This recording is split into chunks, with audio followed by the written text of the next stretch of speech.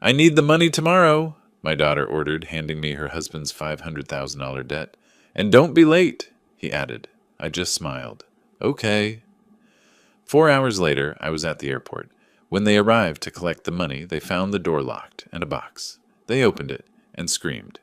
Betrayal, revenge, justice. It begins. Before we continue, please subscribe to the channel and write in the comments what time it is where you are now. The doorbell rang 3 times in rapid succession, each chime more insistent than the last. I set down my bourbon and quarterly reports, already knowing who stood on my porch. Through the study window, I spotted their white Tesla Model S gleaming under the security lights. Emily only rang like that when she needed money. I walked through the marble foyer, past family photos that suddenly felt like artifacts from someone else's life. Emily at 5, missing her front teeth. Emily at 18, high school graduation. Emily at 28, her wedding day. Each image now seemed to mock my naivety. She stood there with that forced smile, the one that never quite reached her eyes anymore. Brandon loomed behind her, scrolling through his phone with the intensity of a man checking stocks or scores. Neither looked particularly happy to be here. Daddy! Emily threw her arms around me, holding on a beat too long. The embrace felt calculated, like she was depositing emotional currency for later withdrawal. Brandon brushed past without greeting, his designer shoes clicking against marble as he headed straight for my leather chair. My chair. I followed them into the living room, noting how Emily nervously adjusted the straps of her designer bag, the $5,000 one I'd bought her last Christmas. Brandon had already spread documents across my coffee table like he was conducting a board meeting. Emily perched on the couch edge, her fingers finding the pearl necklace I'd given her for her 30th birthday. She always touched it when she was about to ask for something. Can I get you anything? Water? Wine? I offered, though hospitality was the last thing I felt. Let's cut to the chase, Rob. Brandon didn't look up from arranging his papers. We have a situation. Rob, not Robert, not even the courtesy of Mr. Mitchell anymore. I gripped my bourbon glass tighter and counted backward from 10, an old anger management technique that rarely worked anymore. Emily's voice pitched higher, another tell. Daddy, you know we wouldn't come to you unless it was absolutely necessary. You've always said family comes first, and we're family. What happened to the investment property in Round Rock? I kept my tone neutral, though my jaw had started its familiar clench. Brandon finally looked up, his expression suggesting I'd asked about ancient history. Market corrections, temporary setback. But that's not why we're here. Emily's wedding ring spun around her finger, her grandmother's ring, actually. My mother's. The spinning was her tell when lying, had been since she was 12, and denied breaking Margaret's china. The thing is, Emily started, then stopped, then started again. Brandon's been working so hard on this new venture. Tech startup, very promising, revolutionary, really. How much? I interrupted. The grandfather clock in the corner ticked through 3 long seconds of silence. Brandon's cologne, something expensive and excessive, mixed with the oak and vanilla notes of my bourbon. Emily's heel clicked against the marble floor in a nervous rhythm. It's really not that much for someone of your assets, Brandon said, leaning back in my chair. The leather creaked under his weight, a sound that had always been mine alone until tonight. 500,000. We need it in our account by noon tomorrow. The room tilted slightly. My migraine, the one that always started behind my left eye during times of stress, began its familiar throb. 500,000. Not 50,000. Not even 100,000.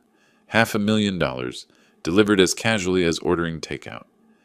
That's, I started, then stopped. Memories flooded in, unbidden. Teaching Emily to ride her bike in Zilker Park, her college graduation at UT, walking her down the aisle at the Four Seasons.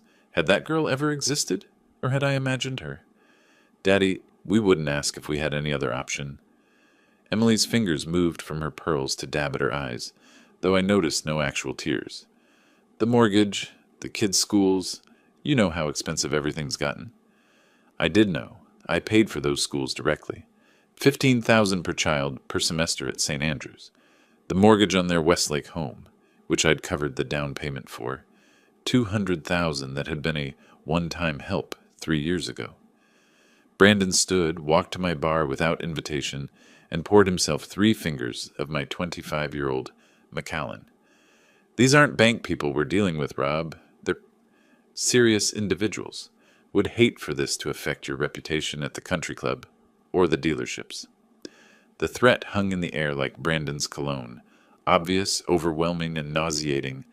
My blood pressure spiked. The migraine exploded from behind my eye across my skull. The room spun slightly, and I gripped the mantel for support. "Daddy, you look pale," Emily said. Not with concern, but calculation, like she was measuring my weakness for maximum leverage. That's when she said the words that changed everything. "If Mom were still alive, she'd be ashamed of how you're treating us." The words hung between us like a blade. Emily knew exactly what she was doing. Margaret and I had divorced 10 years ago, but Emily still weaponized her memory whenever convenient. Never mind that Margaret lived happily in Houston with her new husband. Never mind that she'd warned me about Emily's manipulation. In Emily's version of history, Margaret was a saint who would have opened her checkbook without question. "Your mother," I said slowly, "would have told you to get jobs." Brandon barked a laugh from my bar, still holding my scotch like he'd earned it. "Jobs? I'm an entrepreneur, Rob. I create jobs." 3 failed startups in 5 years. A cryptocurrency disaster that I'd warned him about last Christmas. The consulting firm that never consulted anyone. I'd funded them all, every single one, watching money disappear into Brandon's delusions of grandeur. "You missed Sophie's recital last month," Emily switched tactics, her voice trembling with manufactured hurt. "And Max's soccer tournament. But you have time for your quarterly reports?" Those quarterly reports kept their children in private school, kept their Tesla charged, kept their Westlake address respectable. But I didn't say that. Instead, I watched Emily's mascara run in 2 perfect streams. She'd clearly practiced this performance. "Let me understand this." I released the mantle, standing straighter despite the migraine. "You need $500,000 by noon tomorrow. For what exactly?" Brandon and Emily exchanged a glance, the kind married couple's perfect over years of coordinated deception. Brandon set down my scotch and returned to the coffee table, shuffling through papers with the unconscious rhythm of someone used to handling cards or chips. "Real estate opportunity," he said. "Time sensitive. Can't miss this window." "You just said you lost money on real estate in Round Rock." That was different. Brandon's knuckles whitened as he gripped one of the documents. "This is cryptocurrency. I mean, this is a sure thing." The slip was small, but significant. Crypto, not real estate. The same mistake that cost them $200,000 8 months ago. My left hand started trembling, a new development in my 60s. I shoved it in my pocket. Emily's phone buzzed. She glanced at it, typed quickly, then placed it face down. "Daddy, we've supported you through so much. When you and Mom divorced, who stood by you? When the economy tanked in 2020, who helped keep the dealerships running?" "You were in Cabo that entire summer," I reminded her. "Posted about it daily on Instagram." "That's not fair. The wedding." I started listing, my voice steady despite the rage building. 100,000. The house down payment, 200,000. Brandon's first startup, 150,000. The second, 80,000. The third. "That's ancient history," Brandon interrupted, standing now, trying to use his height advantage. "We're talking about our future. Your grandchildren's future." "The grandchildren whose tuition I paid directly to St. Andrews." Emily stood too, clutching her phone. The staged photo from her childhood, the one of us at SeaWorld when she was 7, suddenly appeared on the coffee table. She'd brought it as a prop. "These aren't just debts, Rob." Brandon stepped closer, close enough that I could see the small scar above his left eyebrow. "These are obligations. Serious people with serious consequences. By tomorrow noon, or things get complicated for everyone. Your reputation, the dealerships, that nice country club membership. Are you threatening me in my own house?" My voice dropped to barely above a whisper. "We're being honest about reality," Emily said, but her voice wavered. She'd never seen me this angry, this controlled. "Daddy, please, we need this. Tomorrow, noon. That's not negotiable." The room felt suffocating despite the central air running. My migraine pounded with each heartbeat. Brandon's cologne seemed to thicken the air. Emily's calculated tears had smeared her eye makeup into something almost theatrical. I looked at them both, my daughter who'd become a stranger, her husband who'd never pretended to be anything but a parasite. The grandfather clock chimed 9 times. Outside, suburban Austin continued its quiet evening routines, oblivious to the family destruction happening in my living room. Fine! The word came out flat, exhausted. Tomorrow. Now leave. Emily mistook my exhaustion for capitulation. She rushed forward, arms outstretched for another embrace. I stepped back, letting her arms fall empty. Brandon extended his hand for a shake, gripping too hard, establishing dominance he'd never earned. "We knew you'd understand," Emily said, gathering her designer bag and her staged photo. "Family first, right, Daddy?" They walked out without another word, Brandon's hand possessively on Emily's lower back, guiding her like a casino chip he'd just won. I stood in the doorway, watching their Tesla's distinctive whine fade down the street. The taillights disappeared around the corner onto Westlake Drive. I waited exactly 5 minutes after their taillights disappeared before I made the first call. James Walker answered on the second ring, despite the late hour. 25 years of friendship and legal counsel meant he knew my patterns. I never called after 9 unless something was seriously wrong. They finally crossed the line, didn't they? His voice carried no surprise, only resignation. "Noon tomorrow," they said. Like I'm an ATM with a withdrawal limit they've finally exceeded. "The house transfer paperwork is already filed," James said. I heard papers shuffling on his end. "They just don't know it yet. Emily's name was never on that deed, remember? You insisted on keeping it in your name when you paid their down payment." "What about Margaret?" I asked, walking back through my house, seeing it differently now, not as a home, but as a stage for tonight's final performance. "She's expecting your call. Says it's about time you stopped enabling them." I hung up and immediately went to my home office. The migraine had shifted from explosive pain to cold clarity. My laptop opened to an email confirmation from 3 weeks ago. Villa Las Palmas, Costa Rica, March 17th through April 17th. Your reservation is confirmed. The retirement planning trip would now serve a different purpose. I called American Airlines, navigating the automated system with practiced efficiency. The morning flight could be moved to 6:45 a.m. First class still available. 1 passenger. My home safe opened with a combination I'd never shared, not even with Emily. Inside, organized in labeled folders, lay 20 years of financial documentation. Every check, every wire transfer, every loan. Brandon's signed agreement from December 2023, promising this would be the last request.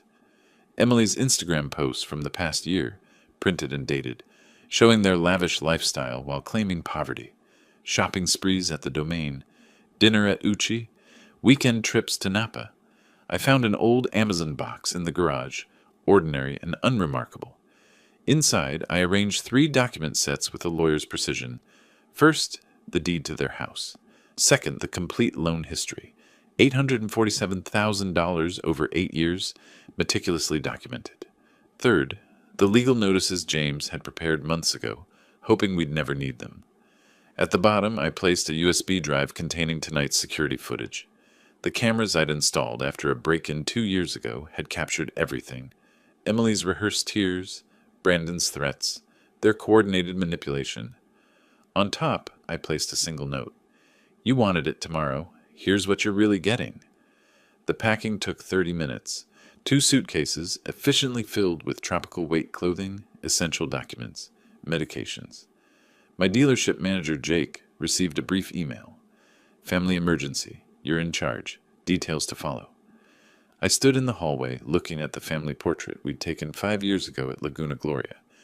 Emily's smile looked genuine then, or maybe I just wanted to believe it was.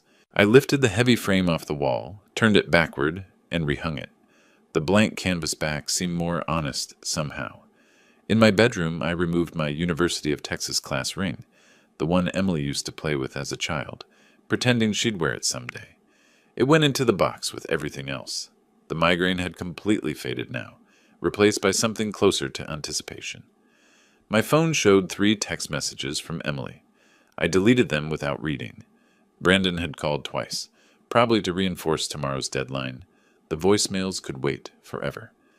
I made one more call, this time to Margaret in Houston. She answered immediately, as if she'd been waiting by the phone. Robert? James called me. Are you really doing this? Should have done it years ago. She's our daughter. Margaret's voice carried sadness, not judgment. But she's not the daughter we raised anymore, is she? No, she's not. The Costa Rica place? You'll be safe there? It's a vacation, a long one. Jake can handle the dealerships. The lawyers can handle everything else. Margaret was quiet for a moment. You know she'll try to find you. Let her try. By the time she figures out what's really in that box, I'll be drinking coffee on the beach, deciding whether to ever come back. We said goodbye without sentimentality. Margaret understood what Emily had become, maybe before I did. Mothers always know. At 11:30 p.m., I stood in my dark kitchen, drinking water and studying the refrigerator covered in my grandchildren's artwork. Stick figures labeled Grandpa and Me Fishing at Lake Travis, a crayon drawing of my dealership with Grandpa's work scrawled beneath. I carefully removed the fishing picture, folded it, and placed it in my wallet. The children weren't responsible for their parents' choices. I set the box on the porch table where they'd be sure to see it. The doorbell camera would capture their reaction when they opened it at noon, expecting a check and finding instead the complete dismantling of their illusions. The alarm was set for 4:30 a.m., 6 hours until my new life began, 6.5 until theirs fell apart. The alarm cut through darkness at exactly 4:30 a.m. No snooze button, no hesitation. I'd trained myself over 32 years of early dealership meetings to wake instantly, and today that discipline served a different purpose. The coffee maker gurgled to life, already programmed the night before. Colombian dark roast, the kind Emily always complained was too strong when she still visited for breakfast. The ceramic mug warmed my hands, an anniversary gift from her 10 years ago when she still remembered such dates. Through the kitchen window, Austin's skyline began its slow awakening, office buildings lighting up floor by floor while most of the city still slept. I moved through my house with deliberate precision, documenting each room like a detective at a crime scene. The master bedroom still held Margaret's mother's portrait. Emily had always wanted it, never asked nicely enough to receive it. Her childhood room, long since converted to an office, still displayed her high school trophies. State debate champion, National Honor Society, the daughter I'd raised versus the stranger who demanded money 12 hours ago. The pool area looked serene in the pre-dawn light. I'd taught Emily to swim there, her fearless splashing at age 4.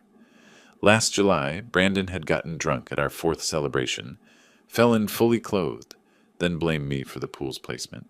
Even then, I'd written the check for his ruined designer watch. The Bentley purred to life in the garage.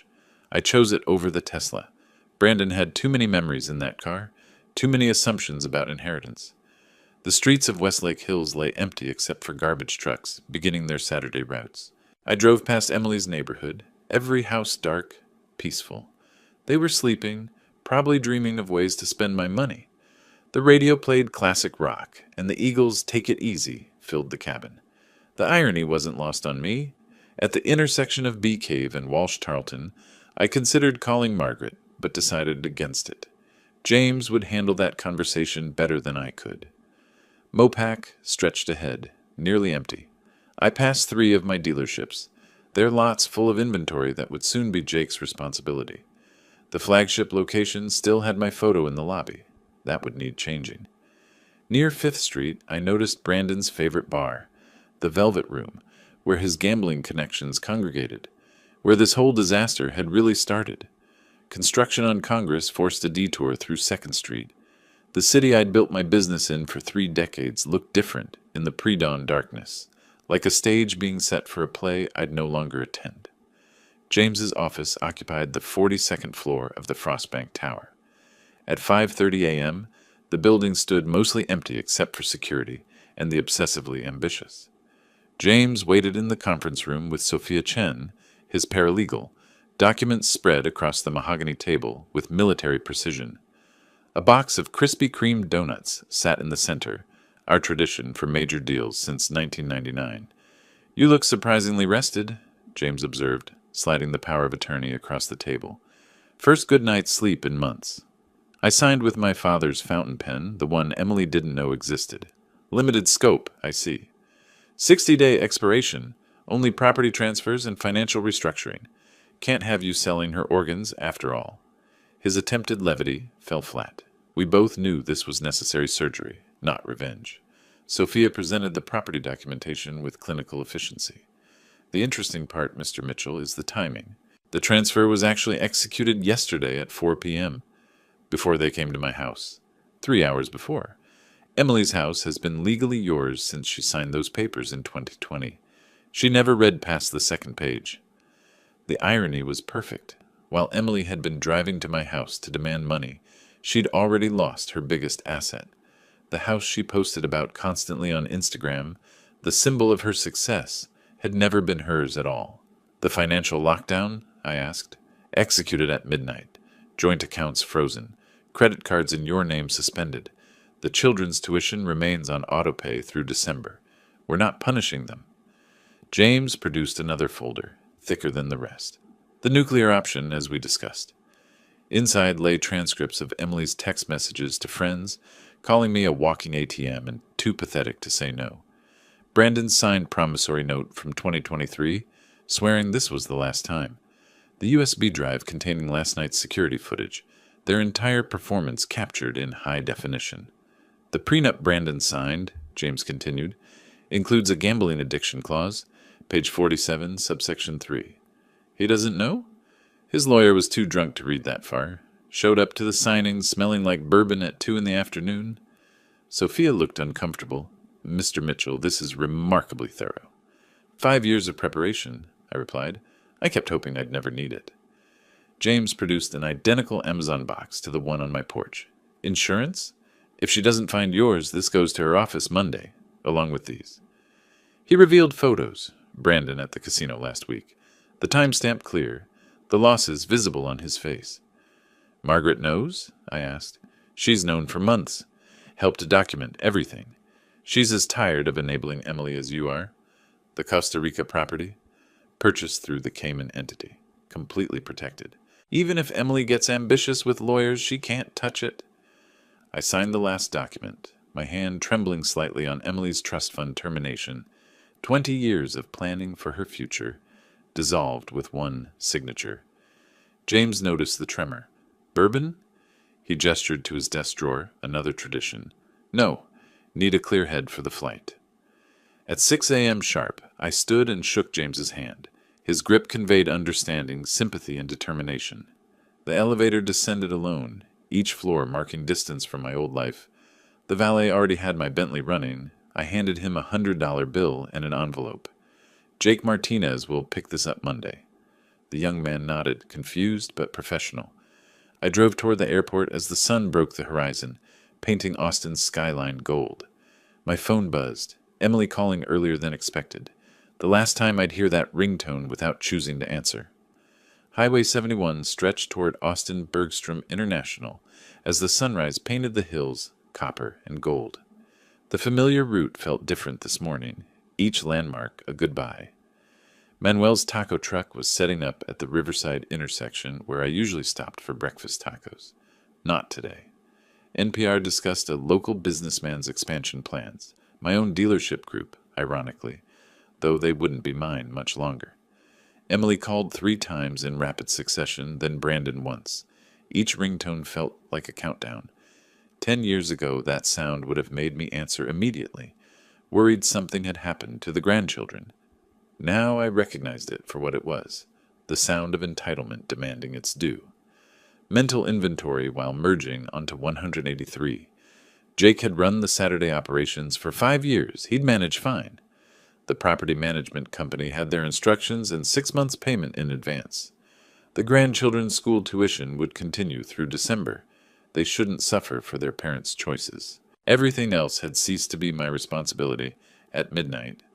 The airport's south terminal emerged from morning mist. The valet stand wasn't busy yet, just 2 attendants preparing for the day's rush. Tommy, who'd parked my cars for 3 years, looked surprised. "Early flight, Mr. Mitchell?"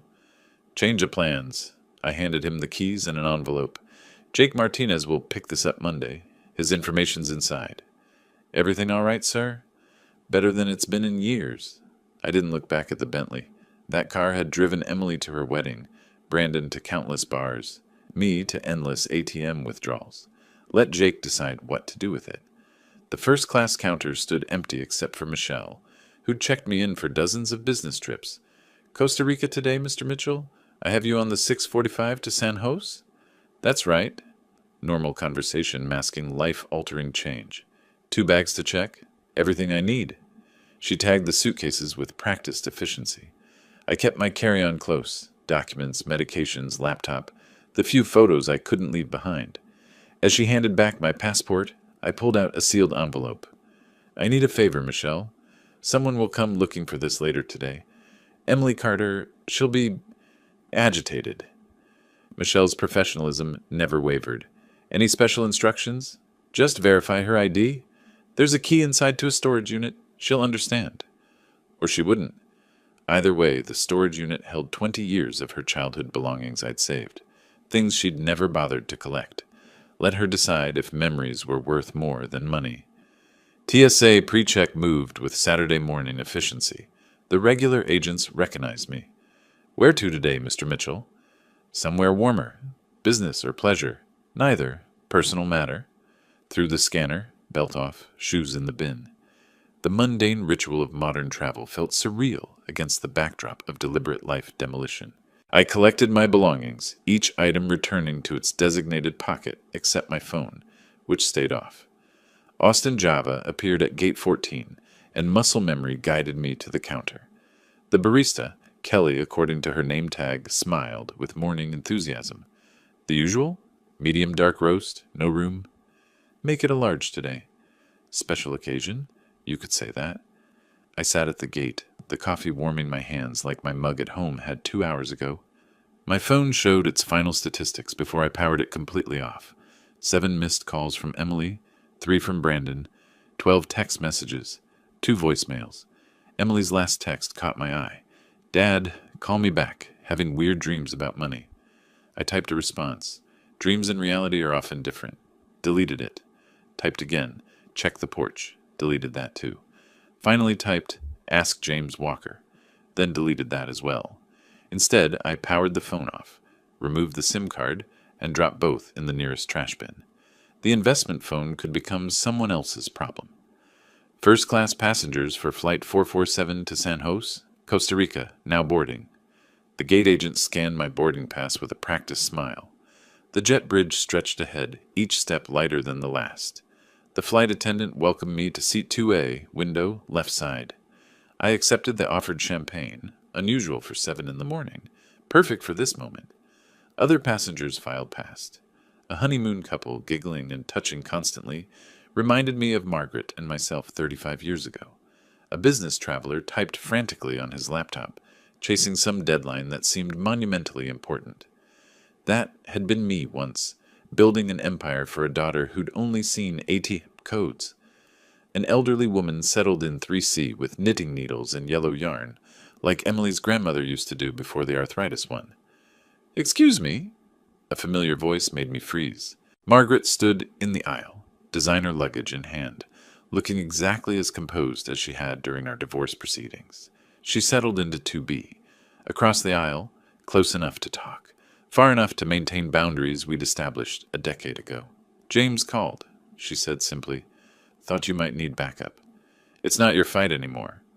Hasn't been for 10 years, but she's still my daughter. Someone should be there when she lands. There? I bought the condo next door 6 months ago.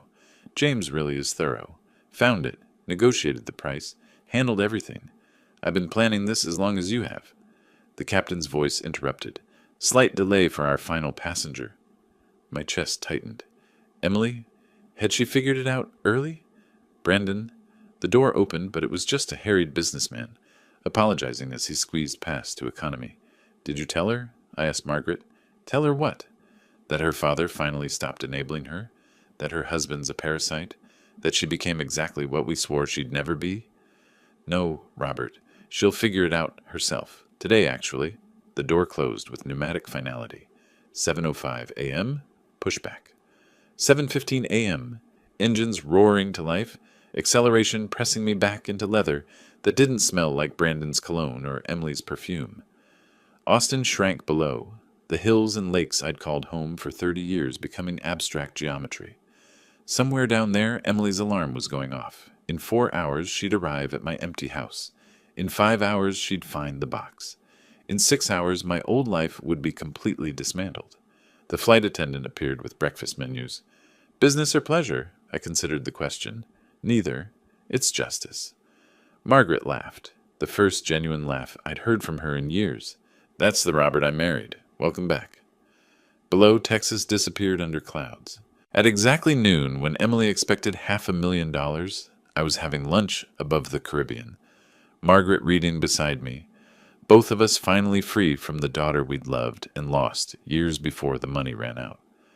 I learned what happened next, the way I learned most things about Emily's life, secondhand, through cameras and witnesses. A father watching his daughter's life like a documentary he couldn't turn off. James sent me the security footage 3 days later. I watched it on my laptop from the Costa Rica balcony, Pacific waves providing an oddly peaceful soundtrack to my daughter's meltdown. The timestamp showed 12 p.m. exactly when the first text arrived. Your transaction has been completed. That was James, confirming the house transfer had been recorded. At that exact moment, I was ordering ceviche, and Emily was probably still sleeping off whatever Brandon had bought with my previous loan. According to her Saturday routine, James had documented this too, Emily left her house at 11:30 a.m. The Starbucks charge at 11:47 confirmed it. A $7 latte on the credit card I'd canceled at midnight. The decline wouldn't hit until Monday when the weekend authorizations processed. Her last purchase on my dime. Mrs. Chen, my neighbor of 15 years, provided the next chapter. She'd called James at 12:15 p.m., speaking in her precise English that 40 years in Texas hadn't softened. Mr. Walker, they are here. Emily and the gambling man. They don't know I'm watching. The security footage picked up at 12:15:23. Emily's white Mercedes pulled into my driveway with the confidence of someone about to collect their allowance. Brandon checked his phone. James later confirmed he was tracking basketball scores, probably planning his next bet with my money. Emily applied lipstick in the mirror, the same shade of red she'd worn to ask for her first car at 16. Her wedding down payment at 28. Yesterday's $500,000 demand at 35. They walked to my door like they owned it. Brandon carried an empty Hermes briefcase, $12,000 retail, bought with my loan from January. Empty, waiting for cash that would never come. Emily rang the doorbell at 12:16:45. Normal ring, not the demanding triple press from yesterday. She waited exactly 10 seconds. I knew her patterns. Then rang again, longer this time. Brandon cupped his hands against the side window, peering into my empty kitchen.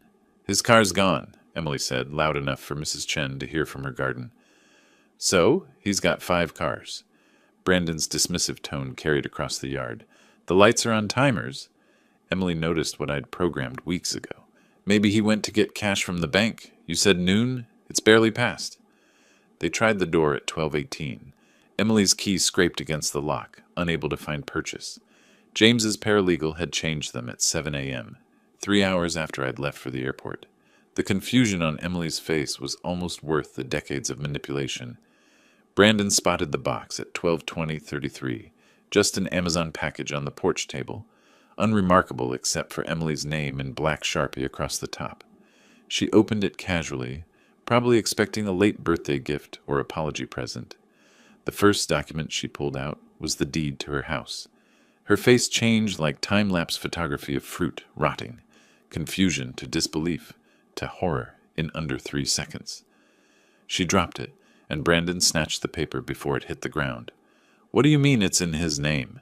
Brandon's voice carried to Mrs. Chen's yard. Emily pulled out the spreadsheet next. Every payment, every loan, every gift meticulously documented. Total, $1.3 million over 8 years, not including the house. Her hands shook as she reached the bottom line. The photographs came next. Brandon at the Palms Casino last Tuesday. The timestamp's clear, his losses written on his face. Then the promissory note he'd signed, swearing December's money was the last he'd ever request. Emily's text messages to her friends, printed and highlighted. Dad's too pathetic to say no, and he'll cave, he always does. And my personal favorite, I deserve this money more than he does. At 12:23:17, Emily's phone buzzed. The first credit card decline, then another, then another. Chase, American Express, the Nordstrom card, all suspended, all in my name, all canceled at midnight while she slept. Brandon tried calling someone at 12:24. His bookie, James discovered later, who informed him that credit extensions required collateral, not promises. Emily collapsed onto my porch steps, her designer dress crumpling against concrete I'd had resurfaced last summer. She found the USB drive at 12:25:44, plugged it into her phone with trembling fingers. Her own voice echoed from the speaker, tinny but clear. Just take whatever he gives you. He's too pathetic to say no. Then Brandon's voice. These aren't bank people, Rob. They're serious individuals. The prenup appeared last. Page 47 was highlighted in yellow. The gambling addiction clause circled in red. Immediate forfeiture of marital assets if gambling debts exceeded $50,000. Brandon had passed that threshold 3 years ago. Brandon threw his briefcase at my door at 12:27:31. The handle broke off, Herman's leather scattering across my porch. Emily's sobbing became audible on the recording, not the pretty tears from yesterday, but raw, ugly sounds of someone realizing they'd played themselves. Mrs. Chen emerged at 12:28, all 4 feet 11 inches of her, holding her phone like a weapon. I'm calling the police if you don't leave. This is my father's house, Emily screamed, mascara creating abstract art on her cheeks. Not anymore. Mr. Mitchell sent me the property transfer notice this morning. You're trespassing. Brandon stormed to the car at 12:30, leaving Emily to gather scattered papers. Her fortune now just litter on my porch. She left some behind. The wind would handle those. Brandon peeled out, leaving tire marks on my driveway that the property manager would bill to their account. At 12:30:45, exactly when Emily discovered her inheritance had evaporated, I was watching the ocean from a beachside restaurant. The waiter had just asked if I was celebrating something. A graduation? I told him. Your child? He'd asked in accented English. No? Mine. James called Monday with the epilogue. Emily returned Sunday morning with a locksmith who refused the job once he verified ownership. She tried climbing the fence until the security company responded.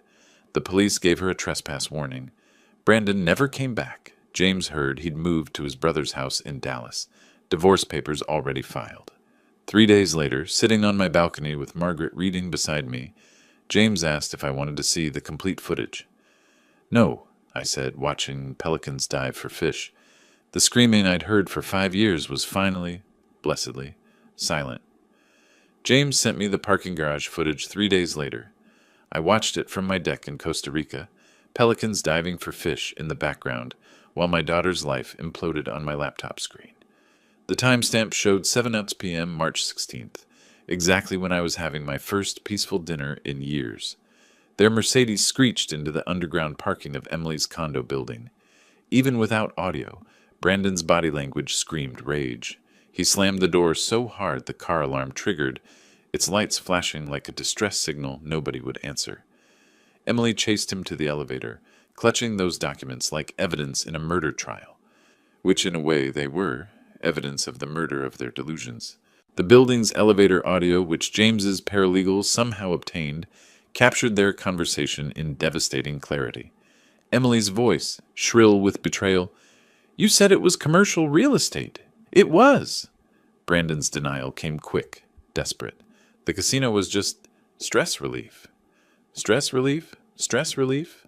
The sound of papers hitting flesh, then the elevator's pleasant ding, doors closing on Emily's raw sobbing. By 7:30, Emily had started an Instagram Live that would become legendary among Austin's social circles. James's paralegal screenshotted everything before Emily deleted it. Minutes later, there she was, mascara creating abstract art on her cheeks, wine glass trembling in her manicured hand.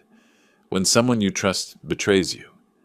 She held up the house deed to the camera, Brandon visible in the background, throwing clothes into a suitcase. When your whole life is built on lies. The wine glass flew across the room, shattering against their wedding photo. Stream ended. 47 people watched Emily Carter, social butterfly of Westlake, self-destruct in real time. 3 were employees from my dealerships who immediately forwarded the recording to James. Brandon's mother called my office Monday morning, her voicemail preserved in James's meticulous records. Mr. Mitchell, Brandon's been missing since Saturday night. Emily says you've kidnapped him. A pause, heavy with maternal desperation. I know that's crazy, but do you know where my son is? I didn't, but I knew where he'd been. Brandon had spent those hours calling everyone he'd ever met with money. Country club friends, college roommates, even his ex-girlfriend's father. Each conversation shorter than the last, each rejection adding weight to his desperation. His mother heard him say, voice cracking, "It's not just money anymore. These people don't play." Between 8:30 and 10 p.m., Emily dove deep into Google's legal advice. Her search history, visible because she'd used my Amazon account to access the Wi-Fi, read like a map of denial. Can father take back Gift House, Texas? How to break power of attorney. Statute limitations, financial gifts, Texas. Emergency bankruptcy lawyer, Austin. Can casino debts affect spouse, Texas? Cheap divorce attorney, no money down. The last search hurt more than I expected. Not because she wanted to divorce Brandon, that was overdue, but because she immediately went looking for someone else to fund it. Rachel, Emily's best friend since college, called Margaret around 10 p.m. Emily had finally played the entire USB, not just yesterday's pathetic comment. 5 years of family gatherings, birthday parties, and holiday dinners, all secretly recorded. Emily's voice calling me a walking ATM at her 30th birthday. Brandon joking about bleeding the old man dry at Thanksgiving. Emily coaching Brandon on manipulation tactics before our anniversary dinner. The Christmas toast where they'd mockingly thanked good old dad, the family bank. She played it 3 times, Rachel told Margaret, like she couldn't believe it was real. The credit card cascade started at exactly 10:17 p.m., each declined notification pinging to James's monitoring system. Chase Sapphire declined. American Express Platinum suspended. Nordstrom invalid. Even her Starbucks card deactivated. A DoorDash driver filed a complaint the next day. Emily had ordered $200 of sushi, planning to pay cash. No cash in the house. The driver threatened small claims court while Brandon was already at a pawn shop with her jewelry. Emily's Facebook posts between 11 p.m. and midnight became Austin gossip legend.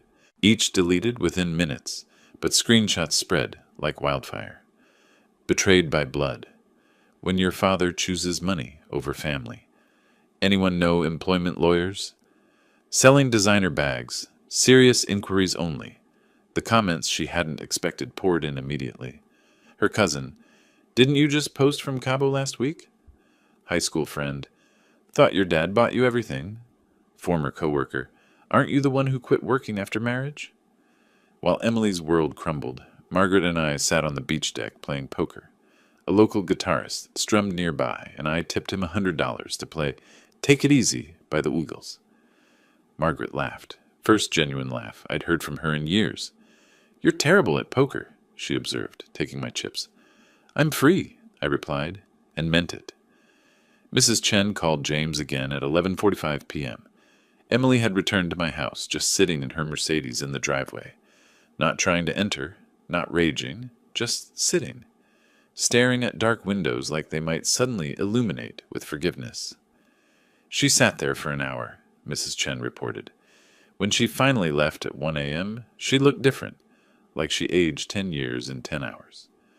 By midnight on March 16th, Emily had lost access to $2.3 million in assets, discovered $500,000 in hidden family debt, realized Brandon had gambled away their savings, found out she'd never owned her house, and learned her mother had known everything for months. James asked if I felt guilty about the recordings.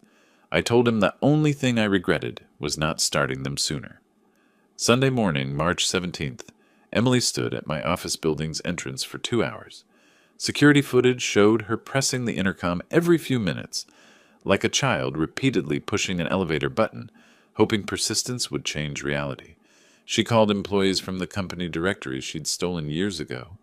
Jake blocked her after the 3rd call. Others simply didn't answer. By noon, she'd moved to Austin Bergstrom International, the same terminal where I'd dropped her off for college visits, where I'd welcomed her home from her honeymoon. Now she was there as a detective, desperately seeking clues to my escape. TSA wouldn't provide passenger information. American Airlines required a warrant. When she claimed family emergency, they checked their system. Passengers specifically requested no contact, the agent informed her. James had video from airport security, Emily's face crumbling at those words. Her Uber receipts that afternoon, the last rides before the account cut off, traced a map of desperation across Austin. Robert's Golf Club, membership revoked, entry denied. Morton's Steakhouse, where we'd celebrated every major deal. Haven't seen Mr. Mitchell lately. Even my barber shop on South Congress, though it was closed Sundays. She stood outside, peering through windows like my hair clippings might reveal my location. Monday, March 18th became Emily's legal education day. 4 law firms, 4 identical consultations. Each lawyer's expression shifted from interest to sympathy as they reviewed the documents. "These are ironclad," said the first. "You'll need a $10,000 retainer," said the second. "Do you have access to funds?" asked the third. The fourth just shook his head. The dealership confrontation at 3 p.m. made it onto employee social media.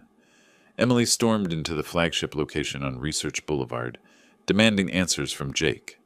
Jake Martinez, 6'4" former Marine, remained perfectly calm as she screamed about kidnapping, elder abuse, and theft. When she threw her coffee at the glass door, customers started recording. The brown stain would remain for 3 days. Jake left it there on principle. Brandon's mother's voicemail at 5 p.m. carried a mother's worst fears. "Mr. Mitchell, Brandon's been missing since Saturday night. Emily says you've kidnapped him. I know that's crazy, but do you know where my son is?" Tuesday, March 19th, the real creditors arrived. Not bank representatives in polyester suits, but 2 men in Italian leather who knocked politely and spoke softly. They left a business card with just a phone number. No threats, no violence, just the weight of unspoken consequences.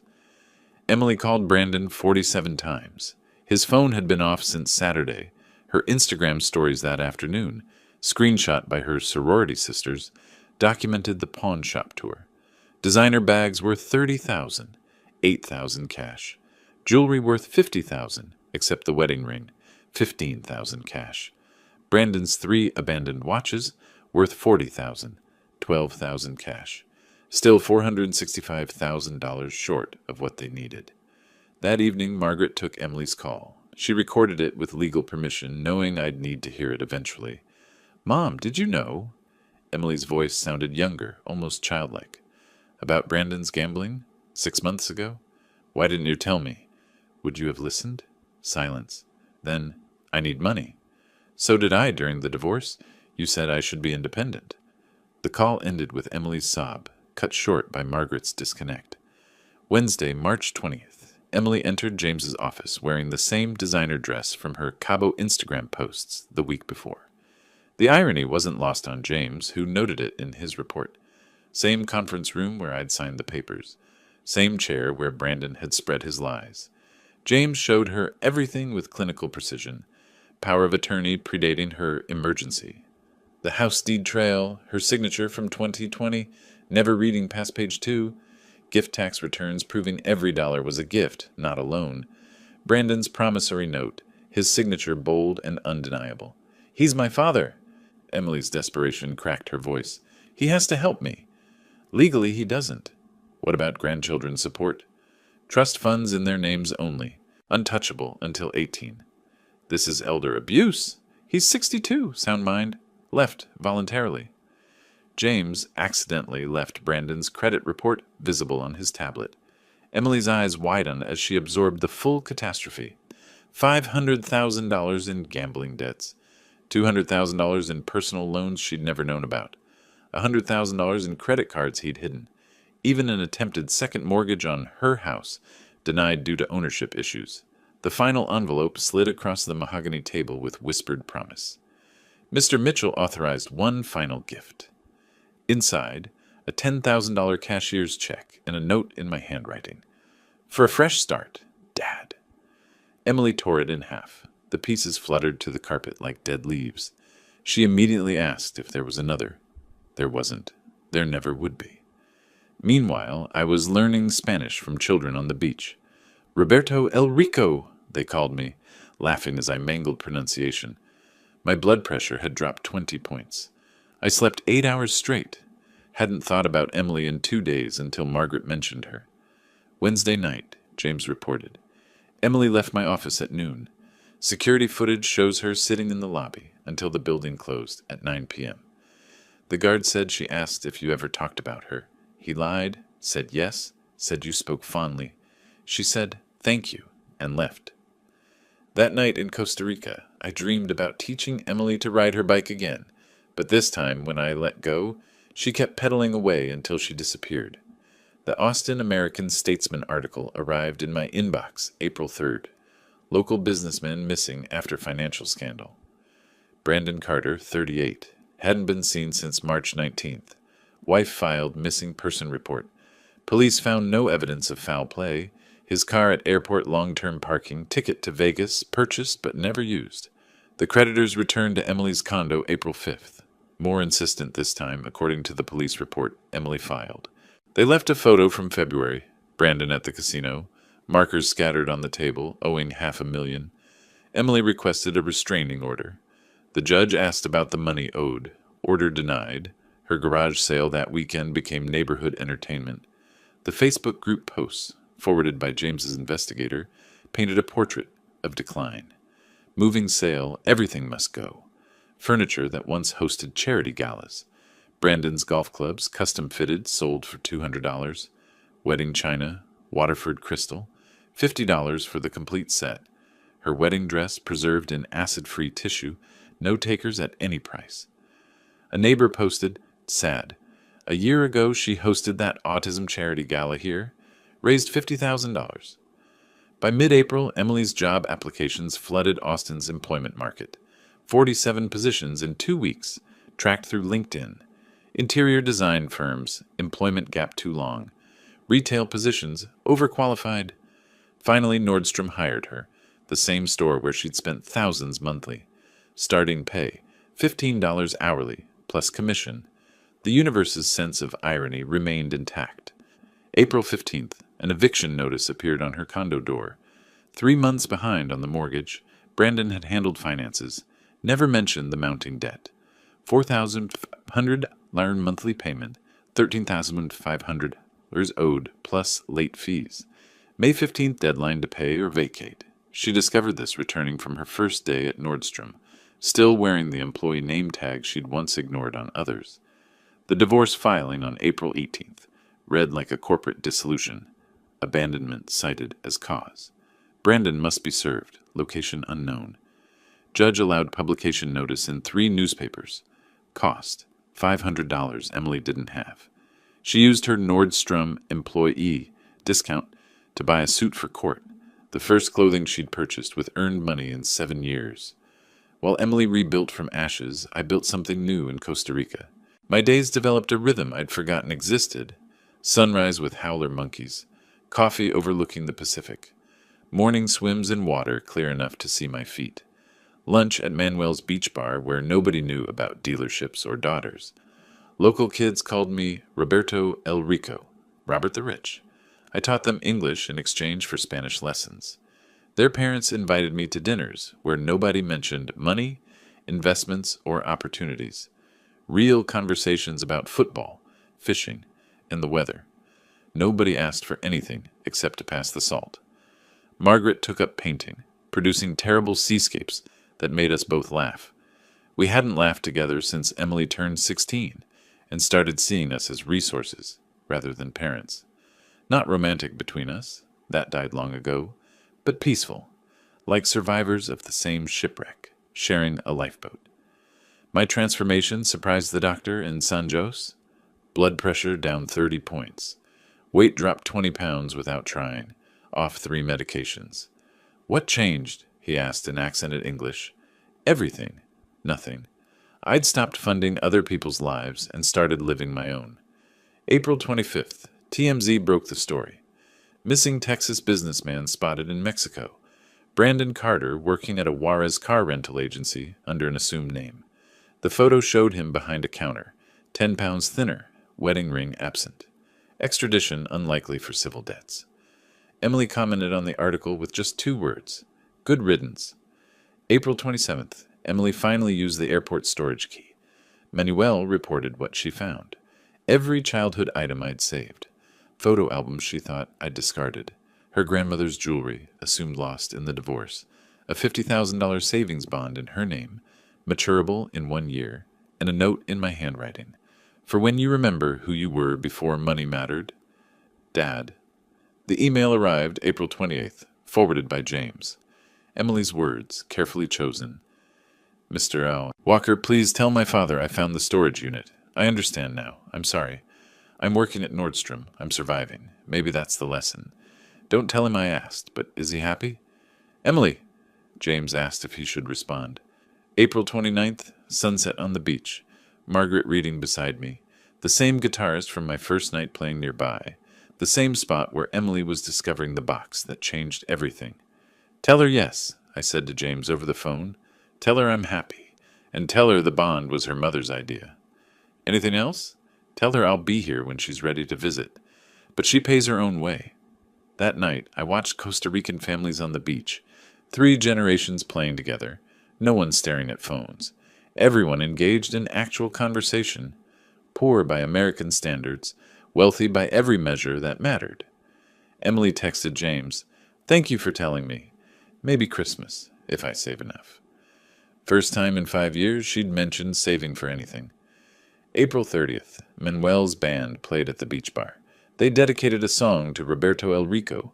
Not the Eagles this time, but a local folk song about a man who found treasure by giving everything away. Margaret translated, tears in her eyes. It wasn't really about me. It was about every expat there, all running from something, all finding something else. James called that evening to say Emily had sold her Mercedes, bought a 10-year-old Honda, started a savings account, posted on Instagram about the dignity of honest work. Should I keep monitoring her? He asked. No. The lesson was learned. The teaching was over. The learning, maybe, was just beginning. The eviction notice had been on Emily's door since April 15th. By May 5th, James told me she'd exhausted every option, pleading with property management, offering partial payments, even attempting to negotiate with the building's owner. She never knew I'd sold that property to a REIT in January, anticipating exactly this moment. Security footage from the building showed her renting the smallest U-Haul available that Saturday morning. Loading it alone took 12 hours. Mrs. Peterson, whom Emily had complained about for years, those loud grandchildren, offered help from her balcony. Emily's pride, even broken, wouldn't let her accept. She struggled with a leather couch she'd bought with my money, dragging it inch by inch to the truck while neighbors watched from their windows. The storage unit she could afford held everything except clothes and her laptop. 1 month prepaid, cheapest facility in Austin. Pure irony. Her unit sat directly next to the one I'd left for her, the one with the bond. She passed it daily, oblivious. May 10th brought Brandon's final communication, a registered letter from Juarez, requiring signature. The postal worker later provided an affidavit for Emily's divorce proceedings, describing how her hands shook as she signed. Inside, 1 page, Brandon's handwriting. Emily, by the time you read this, I'll have a new name and new life. The men looking for me won't find me. Don't try to either. I'm sorry about your father's money. But you were the one who said he'd never cut you off. We both gambled. We both lost. The prenup your dad made me sign means you get nothing from me anyway. Consider us even. B. Her Nordstrom manager called James out of concern. Emily didn't show for 3 days. When she returned, she'd dropped 10 pounds, her eyes hollow. The manager nearly fired her. For the first time in Emily Carter's life, she begged, actually begged, kept the job by promising perfect attendance going forward. May 15th, eviction day. Emily's new address, a studio apartment above a taco shop on East Riverside. Same neighborhood she'd called sketchy when visiting college friends. 400 square feet. Window AC unit rattling like dice in a cup. Shared laundry in a basement that smelled of mildew. $700 monthly, cash only, no credit check. The second job started May 16th. Denny's night shift, 11 p.m. to 7 a.m. The same Denny's where she'd made a scene 2 years prior, demanding the manager over cold eggs. Now she served drunk college students and exhausted nurses for 213 hourly plus tips. Her new schedule became robotic. Wake at 5 a.m., Nordstrom from 6 a.m. to 2 p.m., sleep from 3 p.m. to 10 p.m., Denny's from 11 p.m. to 7 a.m., repeat. Sundays off spent doing laundry and preparing meals. Rice, beans, the cheapest chicken she could find. Margaret visited May 24th. She called me that evening, her voice careful. Emily had hung one item on the studio's water-stained wall, our photo from her college graduation. The designer clothes were gone, replaced by Walmart basics. 20 pounds lost, cheekbones sharp as accusations. Their conversation, as Margaret recounted, "I helped your father plan this. I know. Are you angry? I was. Now I'm too tired to be angry. The bond was my idea. Insurance for when you hit bottom. This is bottom? No. Bottom is when you stop blaming everyone else." Emily's admission came slowly, like pulling teeth. "I was a terrible daughter." "You were a spoiled daughter. There's a difference. Is there?" "Terrible can't be fixed. Spoiled can be outgrown." Memorial Day weekend arrived with Austin's typical heat. Emily worked a double at Nordstrom, time and a half for holiday pay. Denny's afterward was slammed with drunk partiers. She made $300 in tips in one night, the most money she'd touched since March. The Denny's security camera captured her at 7:15 a.m., May 31st, sitting in her Honda counting tips. Crying. Not the manipulative tears I'd seen so often, but something raw. She later wrote to James that it was the first money she'd truly earned. No manipulation, no family name, no expectations. Just work. Her phone records showed a text, typed but never sent. "Dad, I made $300 tonight. By myself. I know you won't see this. I know you're gone. But I wanted you to know. I'm starting to understand." She deleted it, but the phone company's records remained. Meanwhile, in Costa Rica, the rainy season had started. I'd begun teaching English at the local school, volunteer work. The kids called me Teacher Roberto. Nobody knew about my money. Margaret painted terrible landscapes, selling them to tourists for $20, donating proceeds to the school. We ate dinner together most nights. Simple food, rice, fish, plantains. Better than any country club meal. James sent his last update. Emily's working 2 jobs, living in studio, surviving. My reply, stop monitoring. She needs to do this alone now. May 31st, midnight. Emily started another Denny's shift. Memorial Day crowd filtering in. She tied her apron, picked up her order pad, approached a table of drunk fraternity boys, the type Brandon would have pledged with. "Welcome to Denny's. What can I get started for you?" One recognized her, his voice loud with surprise. "Emily? Emily Carter? From the country club?" She didn't flinch. "That's me. Now what can I get you?" James told me later that was the moment, serving pancakes to people who knew her former life, that Emily stopped being my daughter and started becoming herself. June had brought Austin's full summer heat, and Emily had found her rhythm. Nordstrom customers started requesting her specifically. She'd become genuinely helpful rather than judgmental. The Denny's night shift nurses tipped extra because she remembered their coffee preferences without asking. No sugar for Beth, extra cream for Susan, decaf for Maria, who was trying to quit. Her coworker at Nordstrom told James that Emily was down to size 4 from size 10. Not from dieting, from working. Walking miles daily across retail floors, carrying loaded trays all night, eating only what she could afford. Her cheekbones could cut glass, but her eyes had gained something they'd never held before. Awareness. Sundays followed a strict routine. Laundromat at 6 a.m. when it was empty. Grocery shopping at the Asian markets on North Lamar, where produce cost half of Whole Foods prices.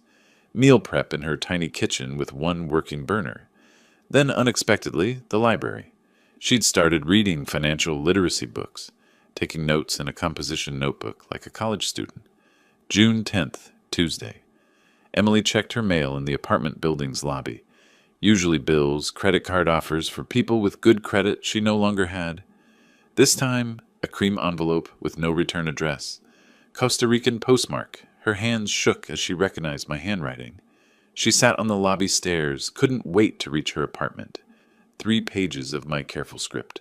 the same writing that had signed birthday cards and checks for 35 years. The letter read, "Emily, I'm writing this on a beach in Costa Rica.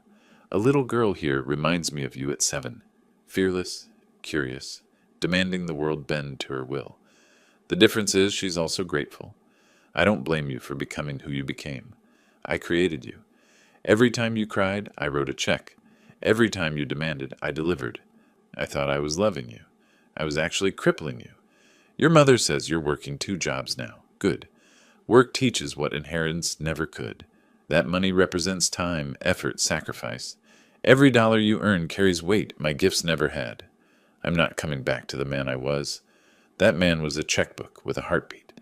But I might come back to meet who you're becoming. The storage unit key you found, that was your mother's insistence. She said you'd need something to hope for. The bond matures in April 2026. By then, you'll either have learned to live without it, or you'll still be the same person waiting for rescue. Either way, you'll have your answer about who you really are. I do love you. I always have. But love without respect is just pity. Earn my respect, Emily. More importantly, earn your own. P.S. Your grandmother would be proud of you working at Denny's. She was a waitress when she met Grandpa. You never knew that. I was too ashamed to tell you. Now I'm ashamed I was ashamed. Emily carried that letter in her apron pocket for the next week. Her co-worker at Denny's said she'd read it during breaks, crying in the bathroom. Not angry tears, but something deeper. She started asking co-workers about their families, their struggles, actually listening to the answers. She called Margaret about the grandmother revelation. Why didn't anyone tell me about Grandma? You never asked about anyone's struggle, only their success. What else don't I know? Everything that matters. The transformation showed in her Nordstrom performance review. Emily has become our top associate. Customers trust her. She relates to people saving for special purchases. She understands sacrifice now. They promoted her to department lead, $18 an hour, the first promotion she'd ever earned rather than been given. June 25th, Emily wrote back. 5 days, dozens of drafts. Margaret later shared excerpts. Dad, I'm writing this at 3 a.m. between jobs. My feet hurt. My back aches. I've never been happier. Not happy like champagne and shopping happy. Happy like I earned this sandwich happy. Happy like customers asked for me by name happy. Happy like I paid my own rent happy. I was so angry when you left. How dare you abandon me? Now I understand. You didn't abandon me. You freed me. From myself. From what we'd both let me become. Brandon is gone. Good riddance. He was my mirror, reflecting back my worst qualities. We were parasites feeding off each other's entitlement. When the host disappeared, we had nothing. I don't want your money anymore. That's not bravado. I need the bond to eventually get a better apartment. But I want it to be seed money for the life I'm building, not a rescue from the life I'm living. Come back when you're ready. Not to save me, just to see me, the real me. The one who is buried under designer labels and demands. P.S. I kept one thing from my old life. The photo of us at my graduation. You looked so proud. I want to earn that look again. The letter reached me, July 2nd, Independence Day week. Fitting timing. I read it on the beach while Margaret looked over my shoulder. She gets it, Margaret said. Getting it and living it are different things. Give her time. How much? How long did it take you to really change? I'm still changing. Exactly. June 30th, 11 p.m. Emily starting her shift. A regular customer, an elderly man who always sat alone, ordered his usual. Tonight he said something different. You look lighter, dear, somehow unburdened. Emily smiled, a real smile. I'm learning to carry my own weight instead of expecting others to carry it for me. He left a $20 tip on an $8 check. The note said, "For your education fund, a fellow traveler." I decided that night to go back in August. Not to rescue her, not to test her, just to witness who she was becoming when no one was paying her way. I landed at Austin Bergstrom at 10 a.m. on August 15th, 2025. Same gate I'd departed from in March. 5 months felt like 5 years. Margaret stayed in Costa Rica. This is your journey to finish, she'd said. The rental car was a modest sedan, not the luxury vehicle Robert Mitchell would have demanded. I drove past my dealerships, thriving without me. Good. Past Emily's old condo building where a new family occupied her former balcony, their happiness uncomplicated by debt. Checked into a Hampton Inn, not the Four Seasons. Part of my new life, comfort without excess. Called James. I'm here. She doesn't know? No. Want to see her natural life, not a performance? Nordstrom. She's there until 6. At 4 p.m., I stood in Nordstrom at Barton Creek Mall, watching from across the floor. Emily knelt beside an elderly woman, helping adjust shoe fit, patient, kind. The Emily I knew would have called another associate for that task. She'd changed physically, lean but strong, moving with purpose rather than entitlement. Her uniform was simple but neat. Hair in a ponytail, no more weekly salon visits. Her face without makeup was beautiful in a way I'd never seen. Honest. At 5:30 I approached like any customer. "Excuse me, I'm looking for comfortable walking shoes." She turned, froze, her mouth opened wordlessly, then quietly, "Dad? Hello, Emily?" Neither of us moved, 5 months of change suspended between us. Then she laughed. Not bitter or hysterical, just laughed. "You're shopping at Nordstrom? You haven't bought your own clothes in 20 years. Things change." "Yes, they do." She couldn't leave the floor, so I stayed as a customer. We talked carefully while she showed me shoes. "You look different," I said. "I am different. Poverty's an effective diet plan." "It's not poverty, it's reality. Same thing when you're used to fantasy." She rang up the shoes, applying her employee discount without asking. Pride in small gestures. "I get off at 6, then Denny's at 11. Can we have dinner between?" "I can't afford dinner out. I'll cook." "Where do you live?" She hesitated, then gave her address. "It's not what you're used to." Neither am I anymore. At 6:30 I climbed the stairs to her studio. She'd changed from her uniform into worn jeans and a t-shirt, both clean but clearly secondhand. The apartment was tiny but immaculate. 1 chair, 1 stool. She gave me the chair. "It's not much," she started. "It's yours." That makes it everything. On the wall, our graduation photo. On the counter, my letter.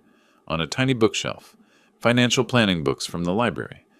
I cooked pasta with the groceries she had, basic but fresh. She watched me cook, something we hadn't done together since she was 10. "Mom says you're teaching in Costa Rica." "Volunteering. English to local kids. For free?" "Best things I've done lately have been free." We ate at her small table, with plastic plates and mismatched forks. Better than any country club dinner. "I hated you," she said suddenly. "I know. I mean really hated you. Wanted you dead." "I know. How could you leave me with nothing? How could I leave you with everything? It was killing you." "It was killing both of us." "Yes." Silence settled. Not uncomfortable. Necessary. At 9 p.m. she needed to prepare for Denny's. I pulled out an envelope. "This isn't rescue, it's investment." Inside, a $5,000 check and a contract. "What's this?" "Business proposal. You work for me, not at dealerships.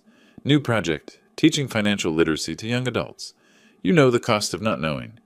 "I'm not qualified." "You're uniquely qualified. You've been both sides. Rich without understanding. Poor with awakening." She read the contract carefully. "Fair salary. No special treatment. Performance-based raises." "This isn't charity. This is business. You fail, you're fired. Daughter or not. And if I succeed, then you'll have succeeded." At 10:30 she had to leave for Denny's. She hugged me. First real hug in years. Not manipulation or performance. Connection.